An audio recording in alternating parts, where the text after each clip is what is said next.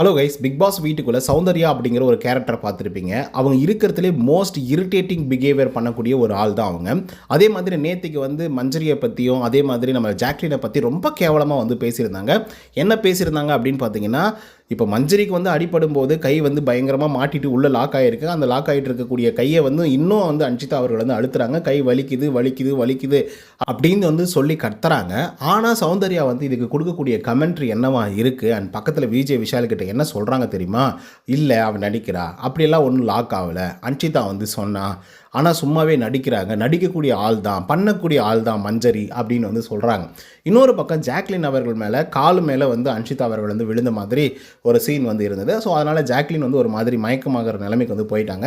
உடனே வந்து பார்த்திங்கன்னா சௌந்தர்யா என்ன சொல்கிறாங்க அப்படின்னா, அது வரைக்கும் நல்லா தான் கேம் ப்ளே பண்ணிட்டு இருந்தா, அப்புறம் சடனாக அவன் பார்த்துட்டு வந்து கண்ணம் மூடிட்டா அப்படின்னு சொல்கிறாங்க. ஸோ ஜாக்லினை பற்றி அப்படி வந்து ஒரு மோசமாக வந்து பேசுகிறாங்களா.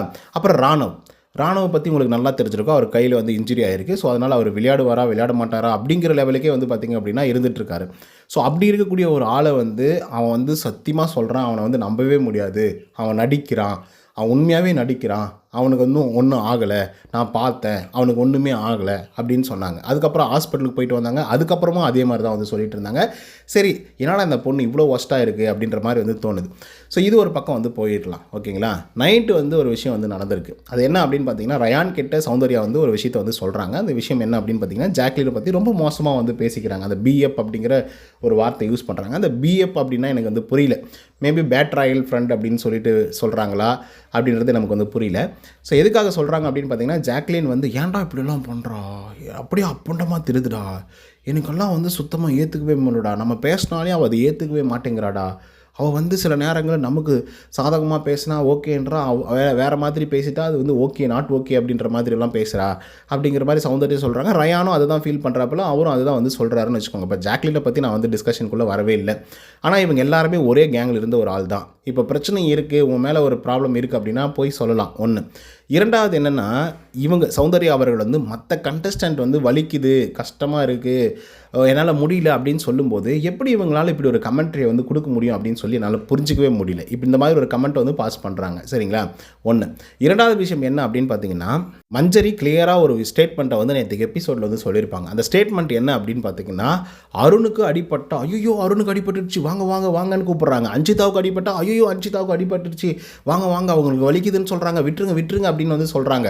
அதே வந்து ராணுவுக்கு அடிப்பட்டாக்கா நடிக்கிறாருன்னு சொல்கிறது, மஞ்சரிக்கு அடி ஆயிடுச்சு அப்படின்னா நடிக்கிறாங்கன்னு சொல்கிறது, ஜாக்லினுக்கு ஏதாவது ஒன்று ஆச்சுன்னா நடிக்கிறாங்கன்னு சொல்கிறது. இதெல்லாம் என்ன விதத்தில் எடுத்துக்கிறது அப்படின்னு சொல்லி மஞ்சரி அவர்கள் வந்து கேள்வி எழுப்பியிருப்பாங்க. ஸோ அந்த கேள்வி வந்து பார்த்திங்க அப்படின்னா சௌந்தர்யா அவர்கள்கிட்ட கேட்டால் செருப்படி கொடுத்த மாதிரி இருக்கும் அப்படிங்கிற மாதிரி தான் வந்து இருக்குது. ஏன்னா இவங்க வந்து சும்மா வந்து பேசுகிறேன் அப்படிங்கிற பேரில் வந்து யாருக்கு என்ன நடந்தாலையும் இல்லை நான் பார்த்தேன், அவங்களுக்கு ஒன்றுமே ஆகலை அப்படின்ற வார்த்தைகளை வந்து யூஸ் பண்ணிக்கிட்டே இருக்காங்க சௌந்தர்யா. இவங்க வீட்டுக்குள்ளே ஒரு வெங்காயத்தையும் பண்ணுறதில்ல, கேமும் ஒழுங்காக வந்து விளையாடுறதில்ல, முழுசாக ஒரு கேமை வந்து விளையாடி நம்ம பார்த்ததே கிடையாது. இருந்தாலும் மற்றவங்கள பற்றி இவ்வளோ மோசமாக பேச வேண்டிய அவசியம் என்ன இருக்குது? இவ்வளோ தூரம் க்ளோஸ் ஃப்ரெண்டாக இருந்தால் ஜாக்லினை பற்றி இவ்வளோ தூரம் கேவலமாக பேசணுமா அப்படிங்கிற ஒரு கேள்வி எனக்குள்ளே வந்து இருந்துகிட்ருக்கு. அதே மாதிரி மஞ்சரி சொன்ன மாதிரி இந்த கேள்வியை வந்து கண்டிப்பாக விஜய் சேதுபதி அவர்கள் வந்து எழுப்பணும். ஒரு சிலருக்கு மட்டும் இவங்க வந்து ஆதரவு தெரிவிப்பாங்க, ஆமாம் அடிபட்டாக்கா அடிபட்டுச்சின்னு சொல்லி ஒத்துப்பாங்க, எல்லாமே பண்ணிப்பாங்க.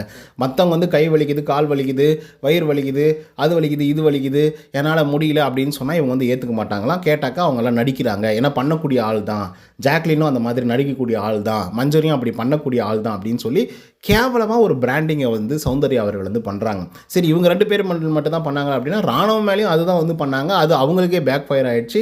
ஓட்டிங்கெல்லாம் பார்த்தீங்களா, கிட்டத்தட்ட 18% வாங்கக்கூடிய சௌந்தர்யா இந்த வாரம் 12% தான் வந்து வாங்கியிருக்காங்க. ஸோ அந்தளவுக்கு வந்து ஓட்டிங்ஸ் அப்படிங்கிறது வந்து குறைஞ்சிச்சு. ஏன்னா அந்தளவுக்கு இரிட்டேட்டடாக சில விஷயத்தை வந்து பண்ணாங்க ராணுவ விஷயத்தில். அது வந்து அவங்களுக்கு தெரிஞ்சு பண்ணுறாங்களா, தெரியாமல் பண்ணுறாங்களா, புரிஞ்சு பண்ணுறாங்களா, புரியாமல் பண்ணுறாங்களா அப்படிங்கிறதெல்லாம் தெரில. பட் மறுபடியும் again and again some peoples மேலே மட்டுமே இவ்வளோ தூரம் வன்மத்தை வந்து கொட்ட வேண்டிய அவசியம் என்ன இருக்குது அப்படின்றது தான் எங்களுடைய கேள்வியாக வந்து இருந்துகிட்ருக்கு. சரி, நீங்கள் ஜாக்லினை கூட கலாய்ச்சிக்கோங்க, ஜாக்லினை பற்றி கூட என்ன வேணால் பேசிக்கோங்க, கோட் வேர்டில் பேசிக்கோங்க, அதை பற்றி விஜய் சேதுபதி கேள்வி கேட்கலாம் கூட பரவாயில்ல. பட் மஞ்சரியை பற்றி பேசுகிறீங்க, ராணுவை பற்றி பேசுகிறீங்க, அவங்களுக்கு என்ன நடந்தாலும் அது வந்து நடிப்பு தான் அப்படின்னு சொல்கிறது, இதெல்லாம் ஏற்றுக்கவே முடியாது. நடிப்பு அப்படிங்கிறது எவ்வளோ சாதாரணமாக சொல்கிறாங்க பாருங்கள். நடிக்கிற அப்படின்னு சொன்னதுக்கே பயங்கரமான சண்டை வந்துச்சு ஜாக்லினுக்கும் அன்ஷிதா அவர்களுக்கும். ஆனால் இவங்க வந்து வலிக்குது, கை வலிக்குது, கால் வலிக்குதுன்னு சொன்னால் கூட நடிக்கிறாங்க, பண்ணக்கூடிய ஆள் தான் அப்படிலாம் சொல்கிறத எந்த விதத்தில் ஏற்றுக்க முடியும் அப்படின்றத நீங்களே கமெண்ட்ஸில் வந்து பதிவு பண்ணுங்கள். ஆனால் இந்த பிஹேவியர் இருக்கிறதுலே ஒஸ்ட்டான பிஹேவியர் அப்படின்றத மட்டும் நான் பதிவு பண்ணணும்னு நினைக்கிறேன். ஸோ இந்த வீடியோ உங்களுக்கு வந்து பிடிச்சிருந்தா, நான் சொல்லக்கூடிய விஷயங்கள் உங்களுக்கு வந்து புரிஞ்சிருந்தா லைக் அண்ட் சப்ஸ்கிரைப் பண்ண மறந்துடாதீங்க. இன்னொரு தகவலும் சந்திக்கிறேன். until then bye from Uday. நன்றி, வணக்கம்.